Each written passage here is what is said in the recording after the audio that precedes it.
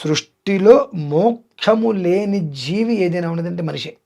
ఉమ్, దానికోసమే కదమ్మా మోక్షం కావాలి, జన్మరాహిత్యం కావాలి అని చెప్పి అనేక ప్రయత్నాలు చేసుకుంటూ, అనేక మందిని ఇబ్బందులు పెడుతూ, అంతే కదండి. మీరు శ్రీశైలం వెళ్తే శ్రీశైల శిఖరం దృష్ట్యా పునర్జన్మ నవిద్యతే అంటే మీకు అది శ్రీశైల శిఖరం మీకు కనిపిస్తే ఇంకో మనిషికి మీరు మరో జన్మ చెప్పుకోకూడదు. ఉండదు. ఆ, చెప్పుకోకూడదు. ఓకే, చెప్తే వృధా. పునర్ ఇక పునర్జన్మ అనేటువంటి నీకు మళ్ళీ వచ్చేస్తుంది ఆటోమేటిక్గా. Okay, okay.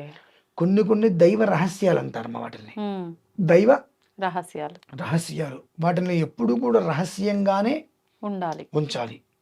ఆ రహస్యాన్ని ఎప్పుడైతే నువ్వు పక్క మనిషికి చెప్పావో ఉమ్, ఆ శక్తిహీనత కలుగుతుంది అందులో.